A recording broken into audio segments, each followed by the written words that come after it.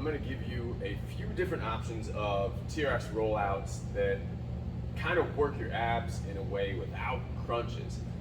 So pick a couple of these as maybe something that you want to implement in your training when you do abs or that sort of thing. So the first one, simple one, and I think a lot of us already know what this one is just a simple rollout. I can do this short, right? I can take the strap short, and I'll start with that one. Abs tight, right? Bust squeezed, abs tight, shoulders down and back. And I roll to get my biceps by my arms, my biceps by my ears, then I come back. If I want to make that easier, I just move up a little further and do the same thing. Right? If I want to make it more difficult, I go back here, or I take that thing to mid-calf or mid-length and do essentially the same thing. So all of a sudden I'm more horizontal to the ground, and it makes it more challenging. So we use that vector principle. And the next exercise is gonna be a Superman. So I'm gonna take this and go mid-length with this. I'm gonna pretend like I'm gonna do a chest press. So I'm gonna set up like I'm gonna do a chest press. So when I set up here, what I'm gonna do is sit my legs back.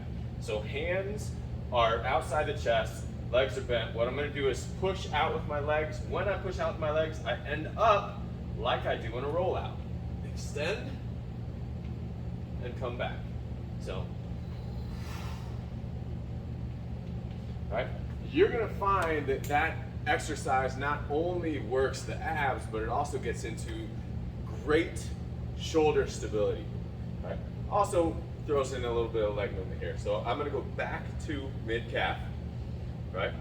My next option is gonna be that kneeling rollout, right? So a little bit easier to manage. I'm gonna set up right underneath the anchor point, knees on the ground, toes on the ground. I'm gonna hinge from the knees, right? I'm gonna hinge from the knees, not from the feet. So my feet are actually gonna come off the ground when I go into my rollout and come back. Woo! Got a little cramp in that hammy. So when I do that exercise, right, I wanna make sure that my hips are coming with me, right? So I don't want this to happen, right? That's a nice stretch, but it takes away the whole point of that rollout in the first place. If I want to add some to it, right, I would do something like my rollout, then plant my toes on the ground,